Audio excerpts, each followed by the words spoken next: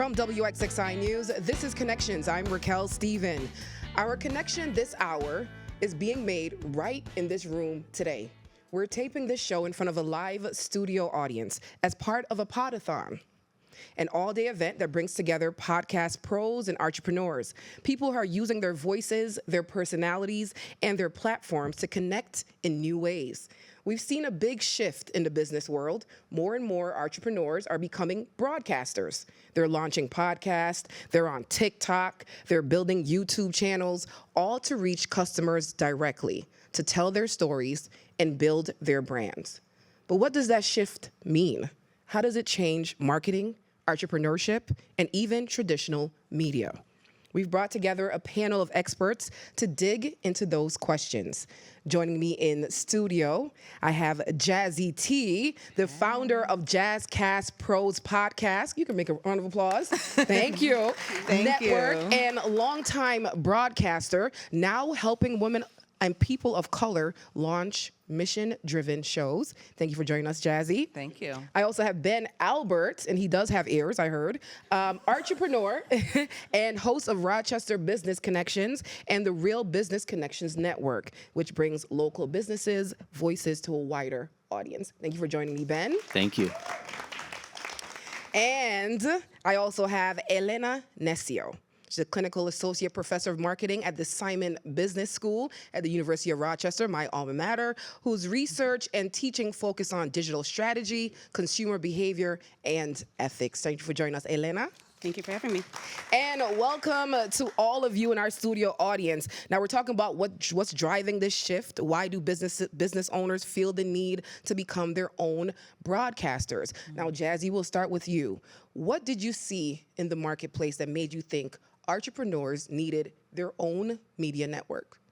Well, content is everything. So when you're talking about marketing, and this was mentioned earlier in the Pod-a-Thon, is when you meet somebody in person and they're telling you about their product and they're telling you about their service, the first thing you do is look them up online. Yeah. So you may Google them, but most likely you're going to go to one of their social media pages. And a way to expand upon that sort of content, long form content, is to have a podcast. Now, what I love about audio specifically is that you don't have to get all made up like we are today. Right, you can just turn on your microphone and you'll be able to show up as the expert, as the authority in that particular space. So when people want to learn about a specific topic, they come to you as that expert. And then when they're ready to buy a product or a service, then they know exactly who to go to. Ooh, great answer. Now, Ben, I want you to see if you can top that, okay? Yeah, you top built that, a Ben. podcast brand around business connections. How is that going, and how has it shaped your journey? I mean, it's going amazing. When I started Rochester Business Connections, the reason I started that podcast wasn't because I'm the connection expert.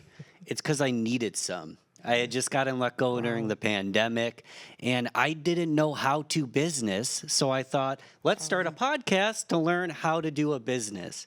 Called it Rochester Business Connections because born and raised in super full circle that we're having this conversation today. I was listening to Connections it had to have been like 2013, 2014 that I first started listening to this show. And I was like, let's start a Business Connections podcast. And my guests became my mentors. They became my peers. Wow. And they also became friends and clients. And I wanted business connections. Yeah. But it was the heart-to-heart connections, the mentorship. That's really what changed everything. Wow. And I have a question off of that. How often is that story told? Is that people's story usually? They started a podcast to become the student? What I hear most often is they're starting a podcast and even starting a business to serve their younger self, to give people information that they wish that they had, to Ben's point, to create that connection that they wish that they had, right? So podcasting is an amazing way to connect locally, but also globally. We're so proud to have our first international connection with the Spiritual Shortcut to host out of Australia. Now, Elena, I want you to join in on this conversation. How is this kind of communication different than other forms of marketing? Yeah, so I love that you mentioned, Jazz, that content is really what we're looking at, and content is king. And when we think about our empowered consumers, they're going out, they're researching, they're investigating in ways that traditional marketing couldn't serve them. And so being present when they're looking for us, when they're looking for our services, that's really how this dynamic has shifted. And it's been a complete 180 from traditional marketing where we were in control of the conversations. Now it's a dialogue. And so it has to be interactive, it has to be available, and it has to be entertaining at the end of the day. Entertaining. I love that. Edutaining. That's my word. I love Edutaining. Yeah, educational and entertaining, right? We're going to use that word today, edutaining. Does creating your own platform change the relationship between business and its customers, and how so? Any of you want to? I treat my podcast like a business. I market it like a business. It has its own website. It's search engine optimized. Because the bigger audience I can reach, the better it helps my business, but better it helps the message. So I treat podcasting just as any old business. And do you see this shift lasting a long time? I don't think we go back from here. There are only going to be more channels, and that's really where the challenge lies as we think about our entrepreneurs, our local businesses, and how do we allocate our resources, our time, our energy, our budgets, our personnel, because there are only going to be more channels, more opportunities for content. And so thinking about which ones matter most is a real challenge, but there is definitely no going back. Ooh. And Jazzy, what do you think about that? Are we going to stay in this form of broadcasting for a long time? Well, what I saw during the pandemic was really a peak with podcasting because we were at home. We were looking to connect with other people. You had apps like Clubhouse popping up where you just show up in a room and have conversations with people, right? And so now that we are quote unquote like back to normal and people are back into routines, we're still seeing that a lot of people are engaging with audio podcasts on road trips while they're working out, while they're cleaning, right? And it's such an amazing gift in a world of TikTok where it's 15-second or 3 seconds. You might get 3 seconds on a scroll. But if somebody has decided to open up their podcast platform, their player, and say, I'm going to listen to a podcast, they're intending on spending at least 10 minutes with you. 15 minutes is kind of the sweet spot. So just imagine having your core demographic, your ideal customer, tuned into you for a solid 15 minutes. That's everything. That's gold. And hundreds of them. And hundreds of them at the same time. So is there a negative here? Right? Because people now, anyone can become broadcasters. So it's the opportunity for misinformation. Are we seeing any downfalls in having this platform be so accessible to just anyone? I'll say something here. I think a big challenge is the congestion. And so there are so many choices. And so how do you break through that noise? How do you find your audience? And how do you ensure that it is the right audience? So there is, of course, the risk of misinformation. And in addition to that, it is just this noise. And so how do you break through that? And that is where, again, being strategic and thinking about those resources. Is this the right platform to connect with our audience? Are we able to make use of it in a way that is engaging, that is entertaining? Can we keep up with it? I mean, how much time and energy, effort it takes to maintain it and to have those stories? I think that's where there's a lot of risk and a big challenge. Could I speak to that? Yes. Yeah, sure. So as far as like maintaining it, right? So with JazzCast Pros is a podcast production company. So my motto is, just record with your guests and let us handle the rest. It is very taxing if you try to do everything on your own, right? Booking the guests, doing the interview, and then post-production, then distribution, and then promotion, and then monetizing and all of that stuff. So if you can get with a production company or just have a friend that can help, a cousin, somebody that will treat it like a business, to your point, Ben, and have those accountability calls. Every week, we get on a coaching call and say, all right, what's our plan for next week? Do we have our recording in that's going out this Wednesday, same day, same time? Be consistent so your followers and your guests can expect that. And I'm pretty sure there's a process before it becomes a business, right? At what point do you know your podcast is a business? Now, it can be lucrative. What are we looking for to make sure that our podcasts are lucrative, or it's time for it to be lucrative? It's really hard to be a full-time creator. There's only one Oprah. There's only one Larry King. It's hard to try to be Speak these for yourself, people. Ben. I mean, you could be I have better. goals. You could be better. And I think our voice is our greatest asset. So as we develop it, we can be our own Oprah. We can be our own Larry King. But it's hard to be a full-time creator. Part of treating it as a business is finding, like, who's my audience? How can I serve them? And how can I make money serving them?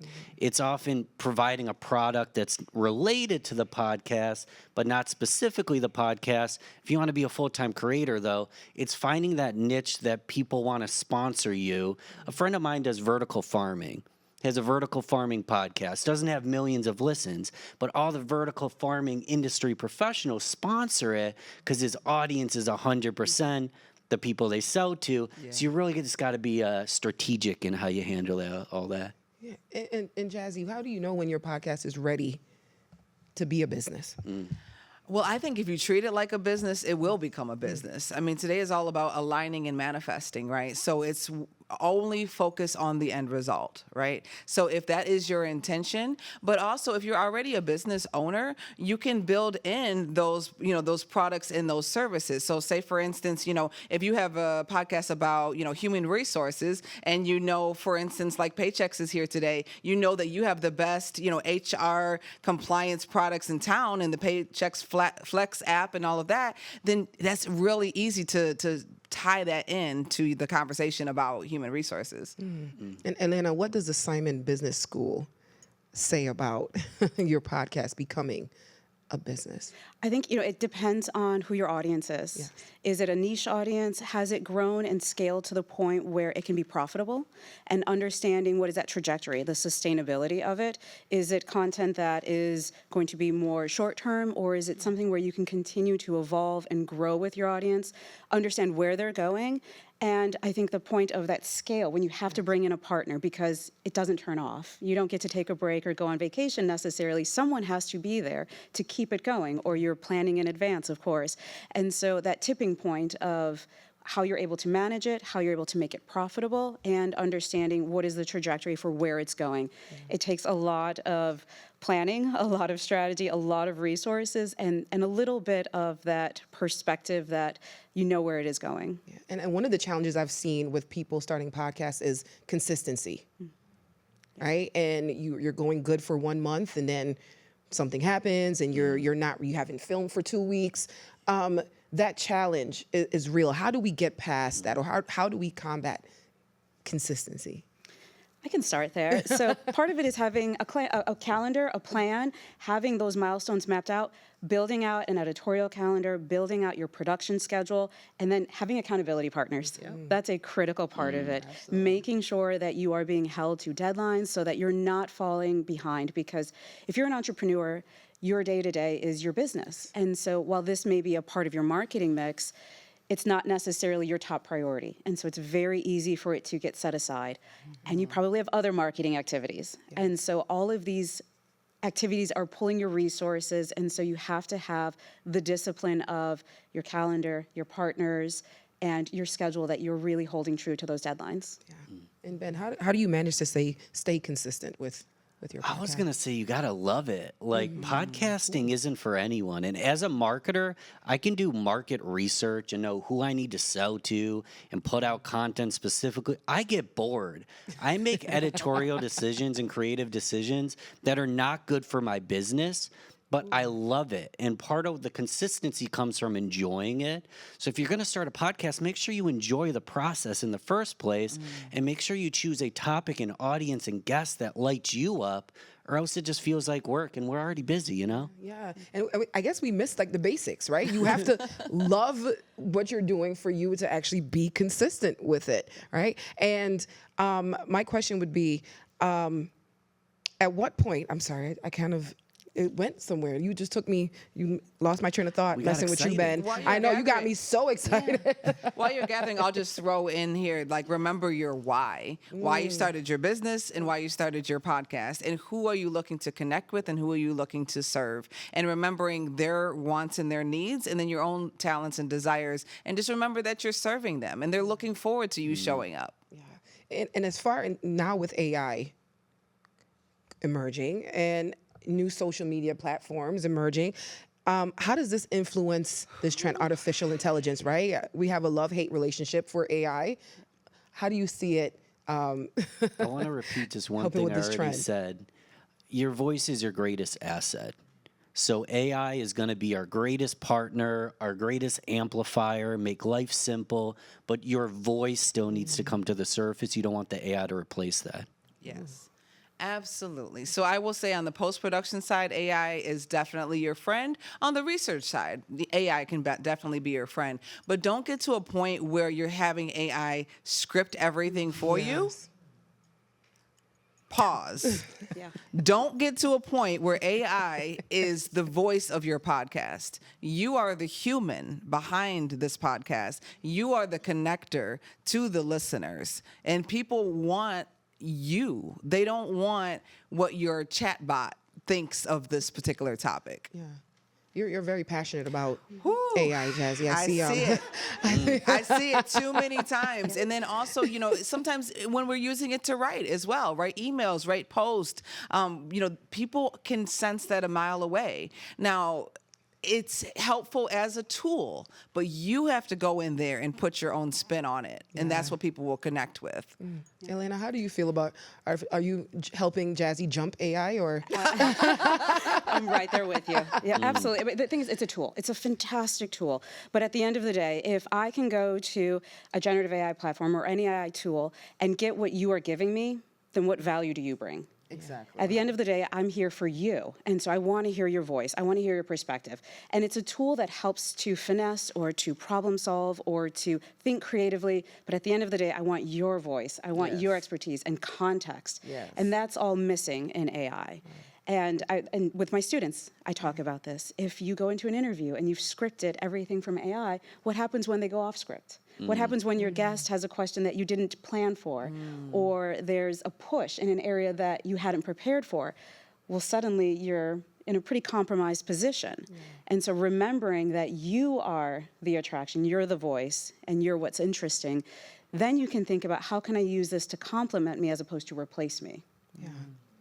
So what are some of the key components to really having a successful business podcast? I'll say know what the mission of the podcast is, first and foremost, who you're coming to serve. So you should have some sort of a positioning statement, right? The podcast to help you grow your business into a six-figure empire, right? So people know in the first 10 seconds exactly what they're in for, right? There are a lot of people that just like to chat, I call those vlogs. They're on YouTube. They're just, news of the day. But if you are in a business-focused podcast, then people should be able to know exactly what they will get by spending some time with you in the first 30 seconds. I think that's very key to be somewhat niche, right? Of course, you can explore a couple things that surround your main topic, but for instance, like if I'm tuning into the doze, I know I'm going to get tips on sleeping and getting better rest. Yeah. And Ben, what do you think is what separates your podcast from others like yours? Ooh, what separates it? Yeah. I'm just going to sound arrogant, but me. No, that's it. It's I say all the time, Clock it's my it. goal to get the mission and the vision and the solutions from the people who have it to the people who need it. But I'm not the person who has it. I'm in the need it category. So my podcast is an audio journal. We talk business, we talk marketing, but it's me coming to the table. Yes. I look stupid a lot of time, and I ask first grade questions because I don't have the answer, and my audience might need that answer as well. And as I evolve as a person, as a host, the podcast evolves. Yeah. And the one thing as a creator of any kind, you want your audience to evolve with you, in my opinion. I mean, I want them to grow with me. If they stay in the same place and I stay in the same place, something's going wrong, in my opinion. So is this a space for everyone? Is someone not a good podcaster? What would make you not like, you know what? Maybe I shouldn't do this. You're looking around. Maybe if you're shy, I would say. You have to be able to, form sentences and be knowledgeable about the topic at hand. No, but when people have the fear of public speaking, they're not able to form the sentences, as well as if they were just in their mirror at home. So I think a little bit of that. You got to be confident. Yeah. Yeah. I think you've got to have an audience. Otherwise, it's a hobby. And hobbies are fine. But if this is taking time away from your business, if this is taking time away from the things that could be incrementally moving you closer to achieving your business goals in terms of marketing resources, then maybe it's not the best fit. Yeah. And so that energy, that budget, those resources could go to something that will move you further along. And so I think that's a really, really critical conversation to have. Sometimes we like to do things, and at the end of the day, let's be honest, it's for our ego, not necessarily for our business. Okay, now. And so we've got to be honest, and that's okay if we understand that that's what it's about. I use the example, there are some dentists on TikTok, and they do every trend, and they've gotten TikTok famous. At the end of the day, how far are you willing to drive to get your teeth cleaned? And so is that actually moving their business forward? No, but it's getting them other benefits. Yes. And so being honest about why are you doing this and is there an audience for it, I think that's a really serious conversation to have, because then you can start to determine, okay, is this something that is sustainable, is going to deliver against what I want it to? So what comes first, developing your brand as an individual or starting a podcast? Or does it matter? I would say having your brand first, right? So then you would be able to decide what your podcast would be about and who would be tuning into it. So I had no brand. I was like, Ben, what do you think about that? Well, and we haven't talked about guesting much, but if I'm already a celebrity, if I'm already a thought leader, if I've got the gift of gab, maybe I don't start a podcast. I go on a podcast tour and I talk to 50 different podcast hosts, 50 different audiences, and I blow up my brand that way. I didn't have a brand, so my brand was the guy who asks questions. Yeah. And I learned as I went. I don't think I'm imagining a baby. So when a baby first walks, did they fail to run? I mean, I guess technically they didn't run yet, but it's called incremental improvement. So as long as you're starting from somewhere and you start to walk, then you start to jog, then you start to run, that's cool. So you can start from zero, or if you're already a hero, you could just be famous overnight for all we know. Yeah. Oh, I love these opposing viewpoints. Are you I'm picking a up what he's contrarian, throwing by down? Are you picking up what he's throwing down, Jazzy? I don't want to start a fight, but I think there's room for a lot of us to do different things. I'll just leave it at that. We love Ben. When there's difference looking at like from a creative aspect versus a business, like I'm time allocating something that could be done on business to this, I'm going from like a crazy creative lens that I'm just loving the process as is, which isn't always the best business advice, but I think it's fun life advice, and maybe it is a hobby, which is okay. Yeah, and we hear this metaphor like if you go down the bread aisle, right? There's all different types of bread, but they're all selling, they're all doing well, right? When you're doing your market research and you're not the only podcast with the content, how do you separate yourself? I know you said, just being you, but what are some things that you have to look? Do you study the other podcasts? Do you try to emulate what they're doing? Do you go against them? Like, how do you stand out from other people that are creating the same content as you?